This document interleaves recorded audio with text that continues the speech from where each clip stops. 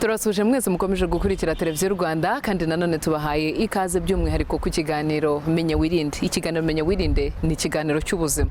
Muri iki kiganiro tugaruka ku ndwara zitandukanye aho turimo kuganira kuri izo ndwara kugira ngo abantu barusheho kuzimenya bazisobanukirwe. Hanyuma rero nanone niba nagira n'ibimenyetso bitandukanye bisangaho babashe kumenya nyine uburyo bakwisuzumisha ndetse bashobora no kwivuza bakanamenya yuko niyo ndwara wenda ishobora kuvurwa higakira. Uyu munsi tugiye kuganira ku buremba. Turaza kureba ese uburemba ni iki, uburemba buterwa n'iki, ese bushobora kuvurwa bugakira. Nibyo byose rero tugiye kuganiraho. Nanone uburemba tukaza kureba ese yaba ku bagore yaba ku bagabo bose iki kibazo bakigira ku buryo bungana. Muri iki kiganiro rero tukaba tugiye kuganira na GAKWAYA, akaba ari homosexologue ndetse akaba ari n'umupsychologue, umwe mu bafasha abantu mu mitekerereze, akaba agiye nyine gutangira noneho atubwira mbese uburemba ni iki. Muri iki kiganiro rero ukaba ugiye no kubana nanjye INGABIRE Egidie BIBIO. Reka dutangire na GAKWAYA atangira atubwira uburemba ni iki. Kubuvuga ntabwo wabuvuga mu magambo make cyane, ngiye kugerageza kubwegeranya kuko uburemba bukuyemo ibintu bitatu cyangwa bine by'ingenzi. Uburemba amenshi bajyaga batekereza ko ari ukura umurego w'igitsina bishobora gufasha umuntu kugera ku ngingo zo gutera urubariro, ariko uburemba iyo umuntu agiye kubuvugaho avuga cyane cyane ku cyerekeranye n'icyo bita ubushake, icyo bita désir, icyifuzo. Icyifuzo rero ubwacyo ni ingufu nyinshi zishyira hamwe kugira ngo zibone uko zigera kuri cya gikorwa nyine cyo gutera akabariro, cyo gukora umubonano mpuzabitsina. Iyo utabasha kugira icyifuzo cy'umuntu ngo wa muntu numubona agutera icyo bita kugira ubushake ariko gushamaduka, bizakugeze imbere noneho kugera n'ubwo ugera ku byishimo. Bya byishimo iyo wabigezeho akenshi na kenshi hari n'igihe biba bidashimishije, kuko icya gikorwa mvuga cy'urubariro ntabwo gikorwa nawe gusa wowe wifuje, gikorwa n'abantu babiri. Bivuga ngo rero ikintu cya mbere muri byose ni cya cyifuzo, ni cya cyifuzo ari cyo bita désir. Iyo rero kibaye mu magambo make cyitwa ingufu zishyize hamwe ziganisha kubasha gukora umubonano cyangwa se gutera urubariro cyangwa se kutabibasha. Iyo rero utabibashije nibyo twita uburemba. Reka wenda tutarareba ngo uburemba bwaba buterwa n'iki, bikunze wenda abantu benshi iyo bareba wenda nk'umuntu ufite icyo kibazo cy'uburemba akubwira yuko ari wa muntu usanga atereta, wenda yizeza ibitangaza abakobwa cyangwa se yizeza ibitangaza abahungu, nyamara wenda bwa bushobozi atabufite. Byaba biterwa n'iki? Bifite aho byaba bihurira wenda cyane cyane mu mitekerereze. Kenshi na kenshi abaho iteka ryose ahora ashaka guhisha ingorane yifitemo, za ngorane kandi atabasha gushobora, kuko cyane cyane iyo zamubayeho ni kimwe nk'abo ngabo bakunda kugenda, kuko hari abana bahitamo kutayigera abakobwa akigira umuntu uri serious, umuntu udakozwe ibyo ngibyo, ahubwo agahitamo kwigira mu zindi nzira. Ari umunyakazi agakora akazi karenze agahagije, ari umunyakuryoshya akigira mu cyo kunywa kirenze igihagije, kikazamugiraho ingaruka. Twari turimo kuvuga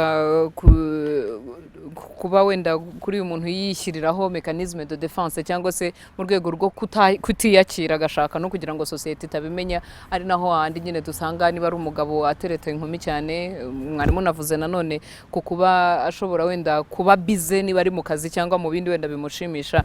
Ariko reka turebe ubundi uburemba bushobora guterwa n'iki, umuntu yabuterwa n'iki? Ni byinshi cyane duhereye ku byerekeranye, hari impamvu zishobora guturuka ku byerekeranye n'umubiri. Umubiri ubwawo hari igihe ushobora kuba ufite ikibazo cya diabete, ushobora kuba ufite ikibazo cy'umuvuduko w'amaraso cyangwa se amaraso mwinshi, cyangwa se nuko amaraso asanzwe agenda, kuko ubwo turi buze kugeraho tuvuga by'amaraso kubera ko navuze ibyerekeranye n'icyifuzo, ariko nari ntaragera by'ubwabyo kugerekeranye no kugira ngo gutegura cya gikorwa cya rwa rwungano rubasha gutera urubariro. wari urimo kutubwira ku bishobora gutera uburemba wenda bitandukanye birimo umuvuduko ukabije w'amaraso, birimo wenda ibibazo bya diabete n'ibindi. Reka noneho turebe atari wa muntu wavukanye iki kibazo cy'uburemba. Uburemba ntaho bishobora guhurira cyane cyane n'ibibazo byo mu mitekerereze. Cyane cyane uburemba bukunda guturuka cyane cyane duhereye ku byerekeranye n'imitekerereze, stress, bya bindi twita guhangayika birenze bihagije bitewe n'akazi cyangwa se bitewe n'umuntu ugutesha umutwe, mugenzi wawe cyangwa se umukoresha wawe, cyangwa se n'akazi wo kwiha inshingano nyinshi z'akazi wowe utazageraho ako kanya ukumva ugiye guta umutwe, ndetse n'indi ndwara y'agahinda gakabije dukunda kwita depression majeure cyangwa se depression isanzwe, nayo ishobora kuza gutera kugabanya bwabo ubushake bwo gutera akabariro ntibigere n'ubwo unabishobora. Hari n'izindi ndwara nyine nka za zindi twita za burnout, ndetse n'akababaro gakabije, icyo bita anxiety cyangwa angoisse, nabyo bigira uruhare rukabije cyane mu kongera ubushake bukeya cyangwa se kutagira icyo wifuza. Cyane cyane ikintu cyitwa depression cyo agahinda gakabije ko kabikoraho cyane, ugasanga umuntu neza byararangiye. Hakaba rero n'ibindi bishobora kuba ku mugore we bishobora guturuka nawe kuri bya bindi byose maze kuvuga ku byerekeranye n'umuvuduko n'iki, ariko ku mugore we n'umugabo nawe bigarutse, hari igihe ushobora no kuba hariho ikibazo cyitwa ubushake cyangwa se kwifuza, ubushake bugashira, wa muntu akazagera agacika intege zo kugira bwa bushake. Ibi se bivuze ko tuvuga wenda niba umugore yarashatse cyangwa se umugabo yarashatse, asanzwe abana n'umugore we cyangwa asanzwe abana n'umugabo we, igihe kikaba cyagera wenda noneho akagira cya kibazo cy'uburemba? Hari uburemba buvukanwa, hari n'uburemba bufata umuntu nyuma. Nk'ubwo bwa diabete, iyo diabete yagufashe ishobora kudatuma ugira wa murego wa rwa rwungano cyangwa se w'icyo twakwita igitsina gikora gitera urubariro. Ni ukuvuga ngo rero n'umugore hari n'igihe wenda bamufata ku ngufu yarigeze kujya amererwa neza, akabihirwa, akazamura indwara yitwa vaginisme. Iyo vaginisme rero nta kundi kuntu numva nayita, ni ukubihirwa n'umubonano bikanakubabaza ku buryo uzinukwa ukazajya uhuza umubonano n'akababaro n'umubabare. Nibyo rero nashaka kuvuga ngo icyerekeranye n'umuntu uwo ari we wese, navuze amaraso, ndagira ngo nongere ngaruke, kuko iyo ubonye ikigushimishije kikagira icyo gisobanura muri wowe, gitangira gutuma ubwonko butanga komande yohereza amaraso ava mu mutima agana mu rizanzungano, anyuze mu miyoboro minini, mu mitsi minini, bikazagera ubwo binyura mu bitembo, aha ndavuga ku mugabo, ari byo bihinduka wa murego twahoze tuvuga. Noneho iyo icyo kibazo kiriho, iyo iki kibazo wowe utabasha kugera aho ngaho, urwa rwungano ruhaguruka rugakomera rukaba runini, ni uko ushobora kuba ufite diabete, cyangwa se ukaba ufite ikibazo cy'amaraso asirikira, cyangwa se ukaba ufite n'icyo kibazo cya desire gishobora kutagenda. Ariko basanze ari ikibazo cy'amaraso, ufite utwo dupana duhoraho, ibyiza wajya kwivuza hakiri kare cyane, kuko biba bishobora no kuzarwara ibintu bimeze nka za infarctus cyangwa se za AVC, indwara zose zituruka ku mivuduko y'amaraso. Ni ukuvuga ngo rero, tugarutse ku byerekeranye na psychology, iyo umuntu mwumvise ko twongere dusubiramo ko kugira ngo umuntu agire ubushake haba hagarutsemo cya kintu cy'uko wabonye ikintu kikagira icyo gisobanura muri wowe. Iyo cyagize icyo gisobanura muri wowe, bituma wa muntu abasha kugira wa murego. Umurego rero ntabwo umuntu awugira ubuziraherezo. Umurego hari igihe ushira. Hari akandi kantu nibagiye kuvuga, umurego w'umuntu ugenda ugabanuka cyangwa ukaba munini bitewe n'icyo bitaza testosterone. Ni nk'ibintu twakwita umusemburo, uretse ko ntakunda gukoresha iryo jambo ry'umusemburo, bifasha umuntu kugira nyine ubukana muri wa murego. Iyo ari nkeya nabwo ubigira bimeze nk'umugozi, ariko ubundi hari igihe bihinduka nk'icyuma cyangwa igufa wa mugani. Bibaza ko umuntu yari afite umugore yabanaga n'umugabo we ariko ugasanga wenda igihe kirageze biranze, umuntu ashobora kwibaza ese uburemba bushobora kuvurwa bugakira? Umuntu wagize icyo kibazo tuvuge yaba yarabuvukanye cyangwa se ari ikibazo runaka, tuvuge wenda iyo diabete cyangwa se umuvuduko ukabije w'amaraso, birashoboka ko umuntu yavurwa uburemba bugakira? Ego yavurwa bugakira, ariko wenda nagaruka inyuma ho gato, hari akantu gato, hari ibyo tutavuze byerekeranye n'imiti bishobora kuba bishobora kuzana uburemba haba ku mugore cyangwa ku mugabo. Hari imiti umuntu ashobora kunywa ikagabanya kugera amaraso kugera hahandi hatuma ibigize urwungano rw'abagore kugira ngo rukomere, ruhaguruke ndetse runagire n'ubuhere.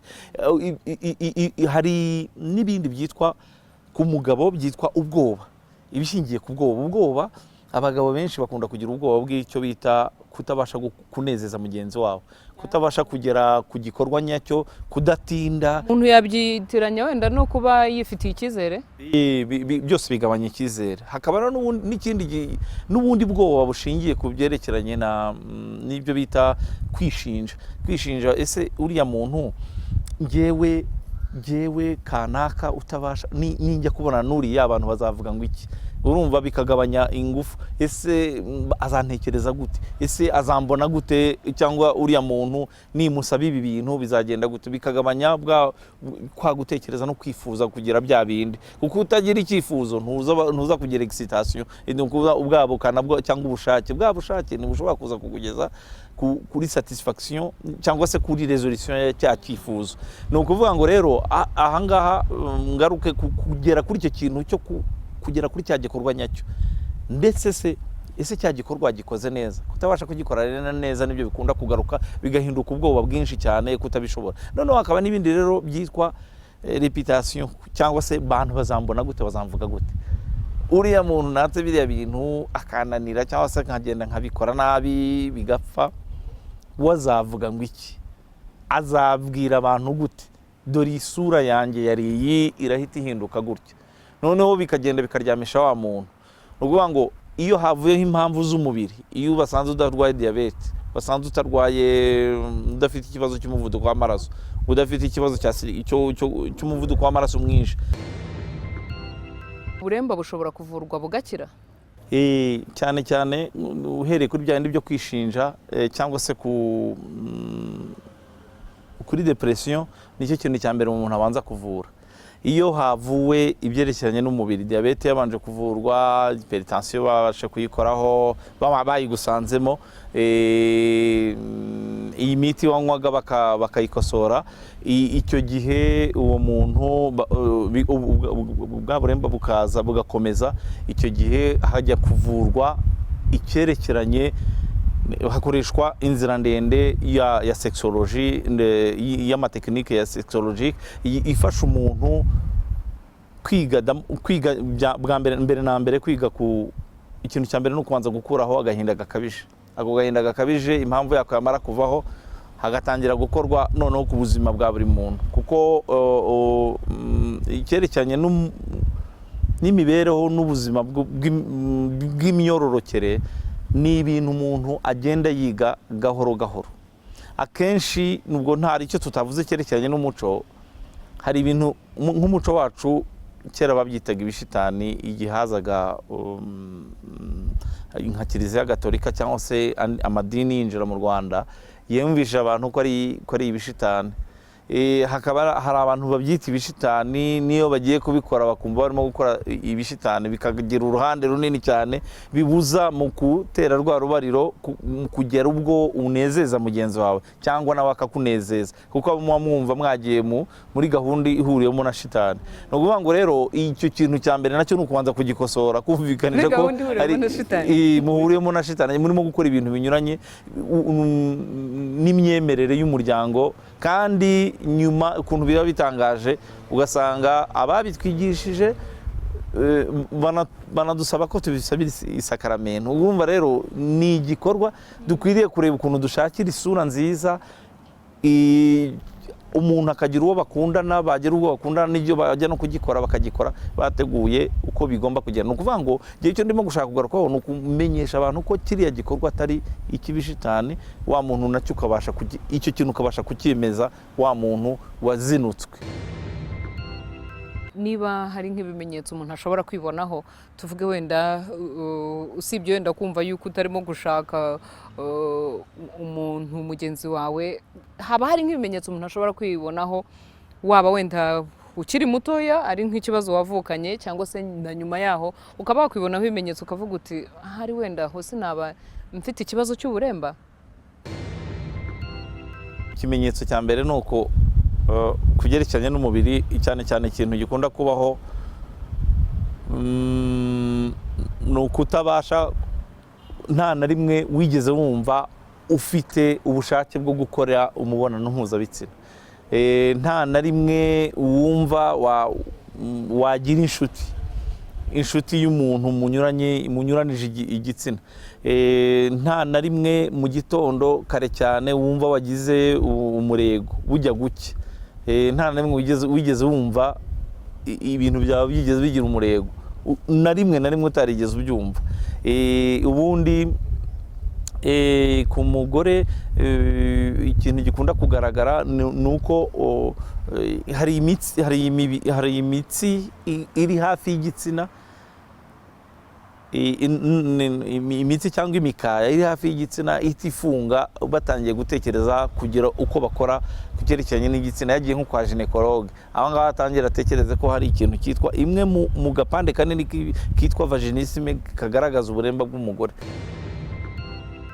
Twigeze kuvuga kuri uburyo wenda nk'ibibazo ufite byo mu mitekerereze bishobora gutuma ugira iki kibazo cy'uburemba. Ese kuba noneho wisanzemo iki kibazo, wenda na muganga cyangwa se n'abapsikologe barabikubwiye yuko ufite uburemba, cyangwa se no kwa muganga wagiyeyo bakakubwira ko waba ufite nyine uburemba, byo nta kibazo cy'imitekerereze bishobora kuguteraho nka zimwe mu ngaruka?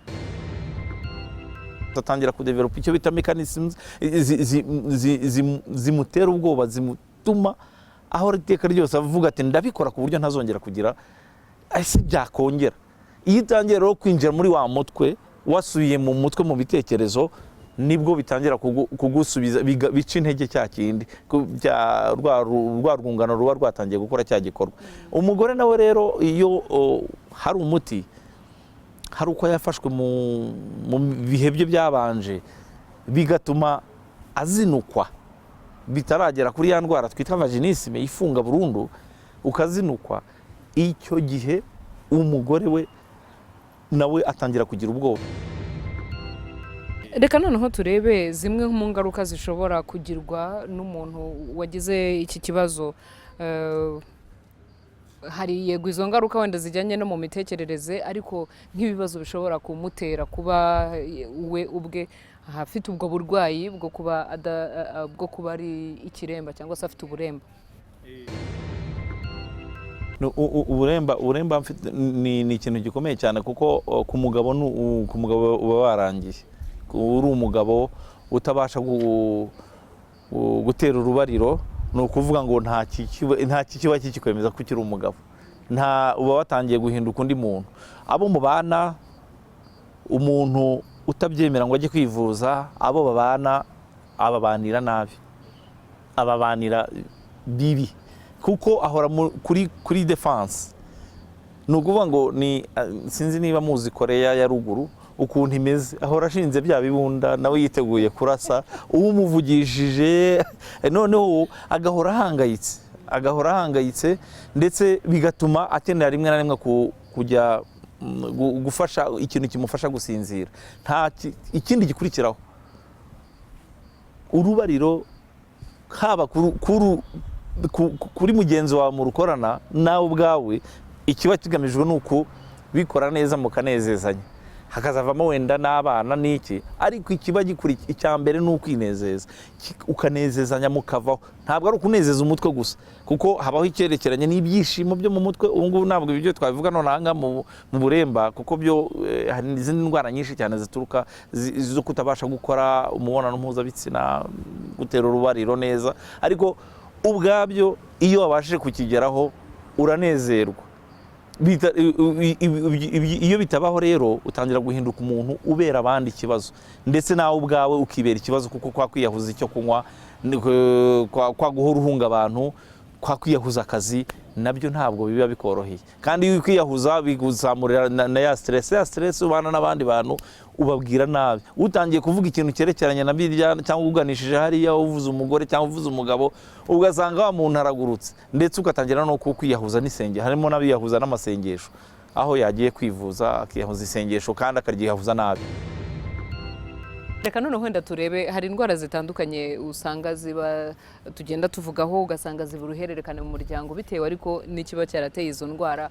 Umuntu yakwibaza uburemba, tuvuge nda niba nk'umuntu yaragize umuntu muri famiye wigeze kubaho ikiremba cyangwa se wagize uburemba, birashoboka yuko uburemba bushobora kuba uruhererekane mu muryango, ku buryo uzi ko yagize umuntu muri famiye wagize uburemba akwiriye guhangayika avuga ati wajya kwisuzumisha hakiri kare, nanjye nshobora kuzagira kiriya kibazo. Birumvikana cyane ko hari indwara zitera umubyeyi wawe cyangwa uwo mukomokaho zabimuteye, indwara ziri biologique cyangwa se indwara ziri psychologique ziturutse mu mitekerereze. Iyo uzifite akenshi na kenshi utazivuje, ushobora kuziha, biba bishoboka ko wanaziha n'uwo wabyaye.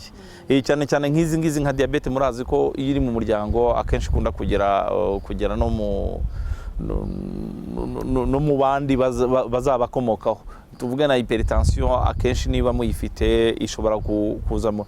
Nuko nakuriya guhangayika, icyo bita twinjiye mu by'imitekerereze, umuntu uhangayika cyane, cyangwa umuntu twavuga ngo agira stress nyinshi cyangwa se agira akababaro n'agahinda kenshi. Ibyo bintu bikunda umubyeyi akunda kubiha uwo yibarutse mu buryo bwitwa, nabivuga mu gifaransa wenda nkabisobanura mu kinyarwanda, mode d'organisation interne y'umuntu. Umuntu uko umubona, uburyo uwo mwagiye mubana cyane agenda afite ukuntu akugenera, umwigiraho ibintu, akaba ari nako nawe ubaho, uko ari nako uzageraho ukujya witwara. Noneho bivuze ngo birashoboka yuko birashoboka cyane, birashoboka cyane, ariko cyane iyo wivuje hari igihe utagera igihe cyo kubigira uruhererekane. Hari ikintu wigeze kuvuga ngo bimwe mu bimenyetso, hari uburyo nyine n'umuntu anabana n'abandi muri sosiyete, aho watanze urugero uvuga uti ugasanga umuntu ameze nka Korea ya ruguru, ahora yashinze ibisasu yiteguye. Aha ngaho nagira ngo wenda mbaze, abantu babana n'umuntu ufite iki kibazo cy'uburemba, afite uburemba, abantu babanye nawe bakwiriye kumwitwaraho gute mu mibanire kugira ngo ntibakomeze kugongana? Bwa mbere ni ukumugirira icyubahiro, umuntu akamwubaha, akavuga ati jewe uyu muntu nubwo ameze gutya ngiye kumwitondera. Byiza yakubwirana nabi, kuko akenshi bakunda kugira amakrize, bakunda kuba ari abantu batuje bameze neza, ariko iyo aramutse agize krize yerekeranye nuko wenda mushobora kuba mwamuganire, kuko hari igihe bajya bazamura indwara yitwa gukeka ko bamuketse, cyangwa se kwikeka ikintu, paranoia. Ni ukuvuga ngo icyo kintu rero iyo mumaze kumenya kwishyiramo ko barimo kumukina ku mubyimba cyangwa kumuvuga, icyo kintu iyo rero kibayeho, mukora uko mushoboye mukazageraho mukamuzana mu kiganiro kimufasha kujya gushaka ababifitemo ubushobozi. Aha ndagira ngo nsabe ni ugushaka ababifitemo ubushobozi, kuko nakubwiye ko kiriya kintu nicyo kintu cyica umugabo kikanica n'umugore. Nta kintu umuntu aba abereyeho ku isi uretse no mu ivanjiri biriho ko mugende muture isi mwororoke.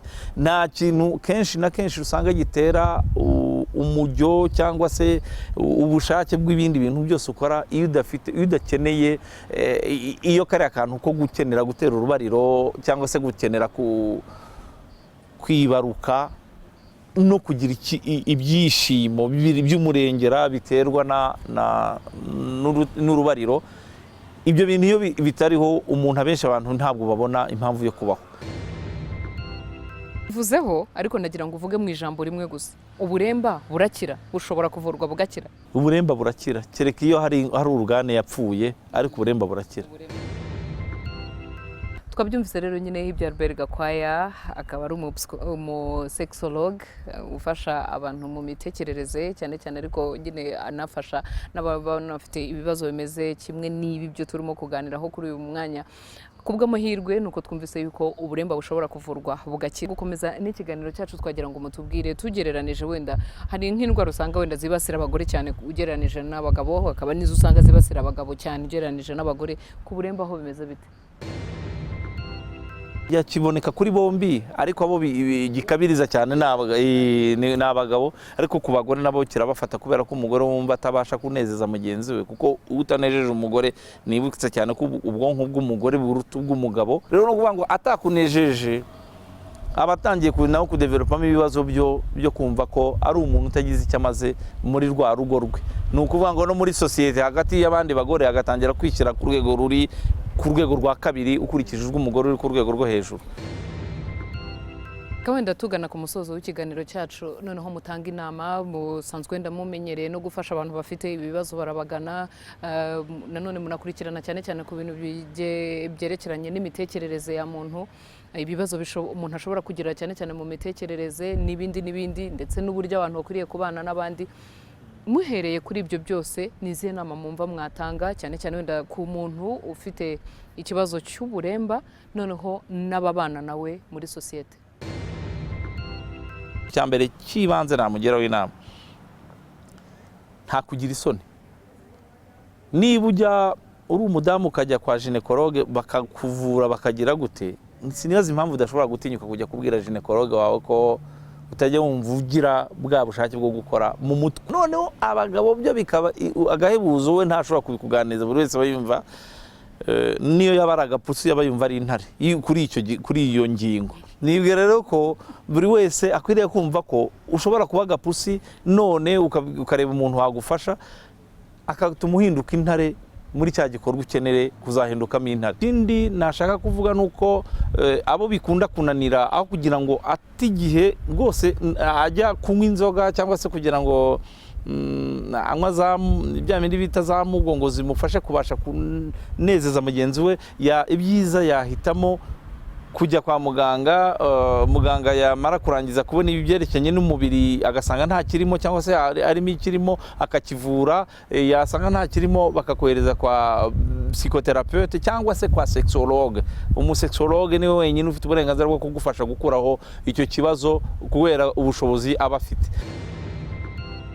Ngizo rero nyine inama Albert Gakwaya amaze gutanga, avuga ati si byiza yuko wenda umuntu mu gihe afite ikibazo umwereke yuko koko afite ikibazo, cyangwa se nanone ngo umuseke cyangwa se umubwire amagambo yo kumuca intege. Ikindi nanone nawe usanzwe ufite uburemba, ni byiza yuko wihutira kujya kwa muganga bakabanza bakareba niba nta zindi mpamvu zirimo kubigutera, basanga ntazo ukihutira kujya ku psychologue ushobora kubigufasha.